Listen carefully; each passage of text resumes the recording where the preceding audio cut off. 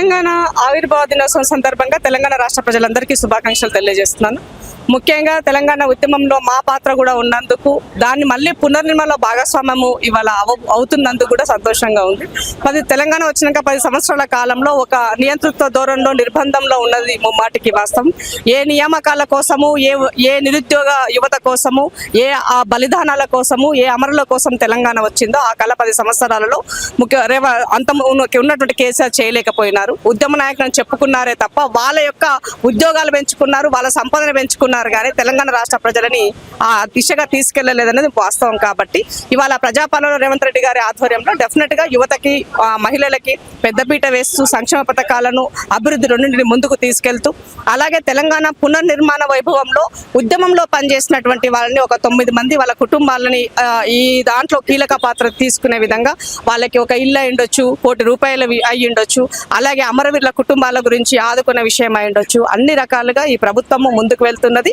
So Telangana రాష్ట్ర ప్రజల యొక్క ఆకాంక్ష మేరకే ప్రజాపాలన పనిచేస్తుంది. రేవంత్ రెడ్డి గారి సర్కార్ ముందుకు వెళ్తున్నారు.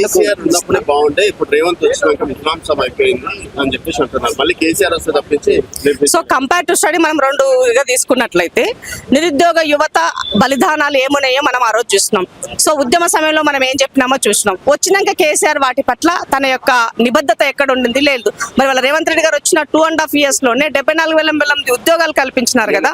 నియామక పత్రాలు ఇచ్చి వాళ్ళు ఉద్యోగం చేస్తున్నారు, జీతాలు తీసుకుంటున్నారు ఇవాళ. సో మీ రిమైనింగ్ వాటికి కూడా ఇవాళ ఉద్యోగాలు ఇవ్వడం కోసం ఒకవైపు ముందుకెళ్తుంది. అలాగే ఆల్రెడీ పనిచేస్తున్నటువంటి ఉద్యోగస్తులందరికీ కూడా పదోన్నతులు చేశారు, ట్రాన్స్ఫర్స్ కొనసాగిస్తున్నారు. అంటే ఒక సిస్టమ్ పనిచేసే విధంగా ఈ ప్రభుత్వం ముందుకు వెళ్తున్నది.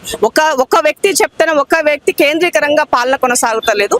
సో ఇది కంప్లీట్ గా ప్రజల పాలనతో ప్రజలకే అధికారం ఇచ్చే విధంగా పాలన కొనసాగుతుంది. కాబట్టి ఇంతకన్నా ఇంకా నేను పెద్ద ఎగ్జాంపుల్ చెప్పాల్సిన అవసరం లేదు అనుకుంటున్నా.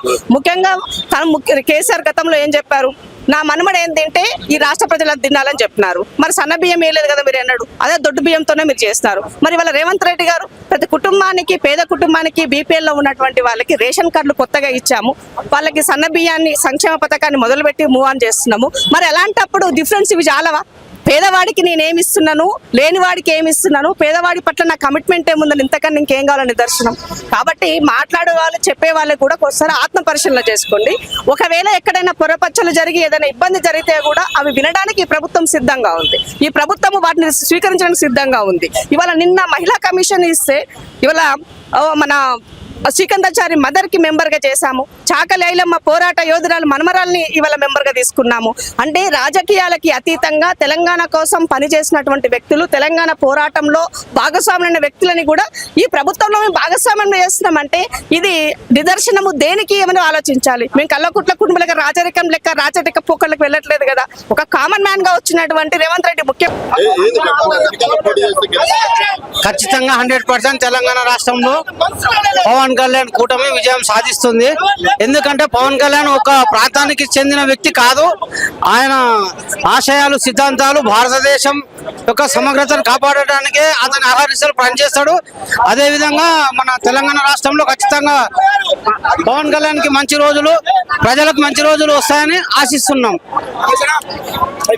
నెక్స్ట్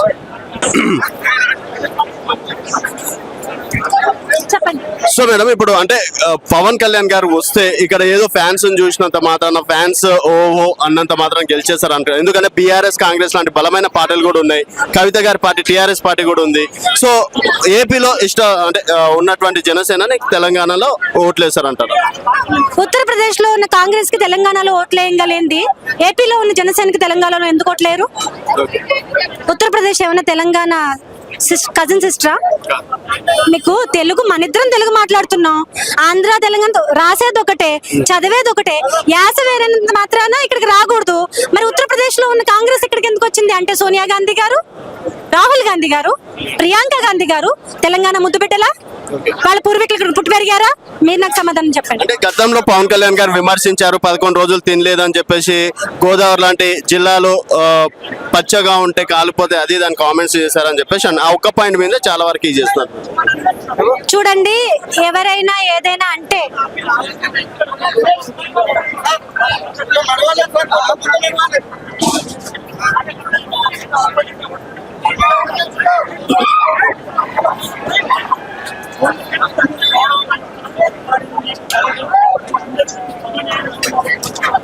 అన్న మాది మహబూబ్ నగర్ అన్న.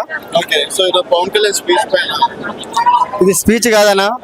ఈ రోజు తెలంగాణలో ఉన్న జన సైనికులకు ఒక నిర్దేశాలు ఇచ్చారు. అదే విధంగా తెలంగాణలో కూడా పార్టీ ఉంటుంది, బలంగా పోటీ చేస్తున్నామని కూడా ఈరోజు తెలంగాణ జన సైనికులకు మంచి చూపించాడు. ఓకే, పోటీ చేస్తే గెలుస్తుంటా? ఖచ్చితంగానా. అంటే లాస్ట్ టైం కూడా పోటీ చేసి ఓడిపోయింది. లాస్ట్ టైం ఇక్కడ తెలంగాణలో పోటీ అంటే జిహెచ్ఎం సెలెక్షన్ అప్పుడు బీజేపీ వాళ్ళ మద్దతు అడిగినందుకు జన సైనికులు పార్టీలు నిలబడ్డ మా సారు ఒక మాట ఏది చెప్పినా దానికి మేము కట్టుబడి ఉంటాం. ఆ రోజున జిహెచ్ఎం సెలెక్షన్స్ అప్పుడు కూడా బీజేపీకి మద్దతు తెలపాలన్నప్పుడు మా జన సైనికులు నామినేషన్ విత్డ్రా చేసుకున్నారు 43 మంది.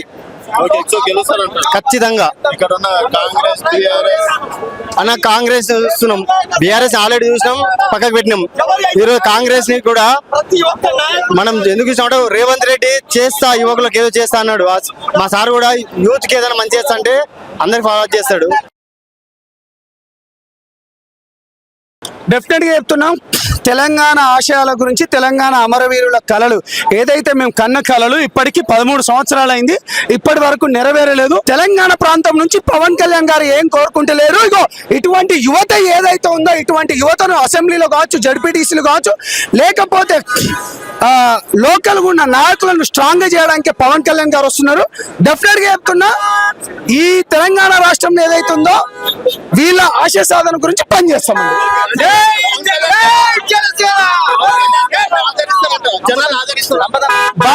బాజాప్తగా ఆదరిస్తున్నారు కాబట్టే ఇవాళ ఇంత పెద్ద ఎత్తున వస్తున్నారు.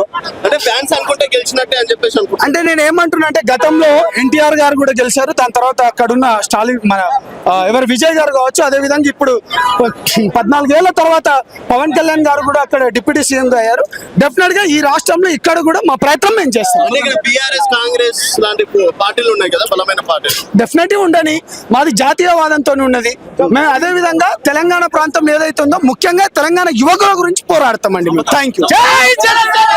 పవన్ కళ్యాణ్ గారు నిలబడితే, పవన్ కళ్యాణ్ గారు నిలబడితే, పవన్ కళ్యాణ్ గారు నిలబడితే, పవన్ కళ్యాణ్ గారు నిలబడితే, పవన్ కళ్యాణ్ గారు నిలబడితే, పవన్ కళ్యాణ్ గారు నిలబడితే గెలుస్తారు. ఎందుకంటే ఆల్రెడీ తెలంగాణ ఏపీ ఫీలింగ్ అనేది ఉంది కదా రాజకీయాలు. ఆంధ్ర తెలంగాణ ఫీలింగ్ జనాలు లేదా బాబు, రాజకీయ నేతల్లో ఉంది. ఎవరు చెప్పారు ఫీలింగ్ ఉందని? ఆ పిచ్చివాడు అనే మాటలకి ఎవరు ఇదే ప్రసక్తే లేదు. అది రాదు. చూశారు చూశారు చూశారు, ఇక చూడరు, చూపిస్తున్నారు. గతంలో పరిస్థితి వేరు, ఇప్పుడు పరిస్థితి వేరు. గతంలో ఒకసారి అవకాశం టిఆర్ఎస్ కి ఇచ్చిండ్రు, కాంగ్రెస్ కి ఇచ్చిండ్రు. ఇప్పుడు పవన్ కళ్యాణ్ గారికే ఇస్తారని విశ్వసిస్తున్నాం. పవన్ కళ్యాణ్ వస్తే గెలుస్తారు. 100% కూటమి ప్రభుత్వం ఏర్పడుతుంది తెలంగాణలో. నేను మధ్యాహ్నం నుంచి వెయిట్ చేస్తున్నామండి. ఇక్కడ గత 5 అవర్స్ గా అన్నగారి కోసం వెయిట్ చేస్తున్నాము. ముఖ్యంగా మేము పులివెందుల ఈరోజు ఏం చెప్తారు అని చెప్పేసి తెలంగాణలో ఈరోజు జరిగినటువంటి ఈ యొక్క పరిస్థితులను గూర్చి, తర్వాత ఈ ప్రాంతీయత భావాల గురించి ఏ విధంగా ఉద్వేగాలతో చెందుతున్నటువంటి ఈ సందర్భంలో పవన్ కళ్యాణ్ స్పీచ్ ఎలా ఉంటుంది, ఆయన ఏం చెప్తారు, తెలుగు ప్రజలకు ఆయన ఏం చెప్తారని చెప్పేసి రాష్ట్రాల ప్రజలు కూడా కలిసి పనిచేసి అభ్యుదయ భావాలతో ముందుకెళ్తే జాతికి, భారతదేశానికి కూడా ఎన్నో అభ్యుదయ స్థానానికి వెళ్తుంది అనే తెలుగు జాతి వెళ్తుంది. ఇప్పుడు మా అధ్యక్షుల వారు చెప్పేది విన్నారు కదా, తెలంగాణలో ఈ రోజు నడుస్తున్నటువంటి ఈ కుట్రలు కుతంత్రాలు అన్ని కూడా తెలంగాణ రాష్ట్ర ప్రభుత్వం చేస్తున్నటువంటి కుట్రలను కూడా తెలంగాణ ప్రజలు గమనిస్తున్నారు. మరి అసలు ఆలోచన లేని విధానంగా, ఆలోచన లేని నాయకుడికి గోకబోయి గోకించుకున్నట్టు ఈయన తెలంగాణలో పోటీ చేసినట్టు మీరే మీ చేష్టలతో చేసిరు. మరి ఆయన వస్తే ఎట్లుంటుందో మీకు తెలుసు. సునామీ వచ్చినట్టే. ఖచ్చితంగా రాబోయే 2029 ఎన్నికల్లో మేము పోటీ చేసి ఇక్కడ మిమ్మల్ని గద్దె తీస్తామని చెప్పేసి తెలియజేస్తున్నాం. ఫ్యాన్స్ అనుకుంటే అయిపోతుంది. ఫ్యాన్స్ కాదు, మేమందరం కార్యకర్తలం. దాదాపు 3 లక్షల సభ్యత్వాలు మేము చేసుకున్నాం. రీసెంట్లీ జరిగినటువంటి సభ్యత్వ నమోదులో 3 లక్షల సభ్యత్వాలు చేసుకున్నాం. అభిమానులకు ఓటు లేదా? ఈ రోజు మీరు తమిళనాడులో విజయ్ కార్యకర్తల ఓట్లంటే గెలిచిందా? అభిమానులు ఓట్లు వేయలేదా? అభిమానులు మద్దతు ఇవ్వలేదా? పవన్ కళ్యాణ్ గారు అభిమానులు లేని ఊరు లేదు ఇక్కడ తెలంగాణలో. అది గమనించాలి. సో 3 లక్షల మెంబర్షిప్ అవును, 100% గెలుస్తామన్న. నెక్స్ట్ వచ్చే ఖచ్చితంగా ప్రభుత్వం మాదే. ఈ అడ్డ పవన్ అన్న అడ్డ ఎవరు ఆపలేడు, ఎవరికి చేత కాదు. జై జనసేన, భారత్ మాతాకి. అనుకుంటే కాదన్నా, ఏపీలో ఇప్పుడు ఏం జరుగుతుంది, ఎలా డెవలప్ జరుగుతుంది, పవన్ అన్న చేతిలో రాజ్యం వచ్చిన తర్వాత ఎట్లా జరుగుతుంది అనేది ప్రతి ఒక్క నాయకుడు, ప్రతి యువకుడు, జనాలందరూ చూస్తున్నారు. దాన్ని ఎవరు కూడా ఆపలేరు. అదే విధంగా ఒక్కసారి తెలంగాణలో వస్తే వేరే లెవెల్లో ఉంటది, అది ఊహించుకోలేరు ఎవరు కూడా. టీవీకే విజయ్ సాధించినట్టు సస్పెండ్ చేశారు. తెలంగాణలో కూడా పోటీ చేస్తామని చెప్పేసి అన్నారు. ఆఫ్ కోర్స్ బరాబర్ చేస్తారు. ఎందుకు చేయరు? ఎందుకు చేయరు? మీరు కూడా చేయొచ్చు అన్నా, ఎందుకు చేయరు? లాస్ట్ టైం చేసి ఓడిపోయారు కదా మేడం. ఎక్కడ? 8 స్థానాలు దాకా ఓడిపోయారు కదా, 8 స్థానాలు జనసేన. అయితే ఇప్పటి వరకు పొలిటికల్ మీకు యాజ్ అ రిపోర్టర్ ఐడియా ఉంటది. పొలిటికల్ గా ఒకసారి ఓడిపోయిన వాళ్ళు ఎవరు మళ్ళీ పోటీ చేయలేదా? మీరు నాకు చెప్పండి, నేను నేర్చుకుంటా. ఎంత ఇప్పుడు చంద్రబాబు నాయుడు గారు ఎన్నిసార్లు ఓడిపోయారు? రాలేదా? ఇప్పుడు జగన్ అక్కడ ఓడిపోయాడు, మళ్ళీ పోటీ చేయడా? ఇప్పుడు మీరు జగన్ దగ్గరికి వెళ్ళి సార్ మీరు మొన్న ఓడిపోయారు కదా మళ్ళీ పోటీ చేస్తారని మైకెట్ ఎందుకు అడగట్లేదు?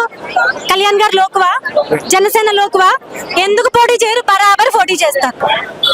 చెప్పండి. ఫైనల్ గా మీరు ఏం చెప్పాలనుకుంటున్నారు? ఫైనల్ గా నేను ఏం చెప్పాలనుకుంటున్నానంటే, సిగ్గు లేకుండా హైదరాబాద్ లో కూర్చొని ఐ లవ్ యూ పాకిస్తాన్ అన్న వాళ్ళ గురించి మనం మాట్లాడుకోవట్లేదు. మన ఇండియన్స్ ని, వాళ్ళు హిందీ వాళ్ళైతే ఏంటి, ఊరికే టూరిస్ట్ గా వెళ్ళిన ఇండియన్స్ ని పెహల్గామ్ లో చంపేశారు. వాళ్ళని మనం తిట్టడానికి మనకి దమ్ము లేదు, టైం లేదు, తిట్టినా ఏమీ ఫాయిదా లేదు. మేబీ బట్ పక్క రాష్ట్రంలో ఉంటే ఈ రాష్ట్రంలోకి రాకూడదు, ఇక్కడ పరిపాలన చేయకూడదు, ఇక్కడ మీటింగులు పెట్టకూడదు. బట్ యూ లవ్ పాకిస్తాన్, మీరు డిసైడ్ అవ్వండి. అంటే పవన్ కళ్యాణ్ గారు నోని సనాతన ధర్మ పరిరక్షణ అంటే ఆ విధంగా చూస్తున్నారు. సనాతన ధర్మ పరిరక్షణ చేయడం తప్పేంటండి?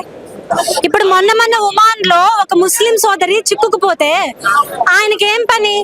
ఆయన అక్కడున్న జనసేన టీమ్స్ ని అలర్ట్ చేసి ఆవిడ సేఫ్ గా ఇండియా వచ్చేలాగా ప్లాన్ చేశారు.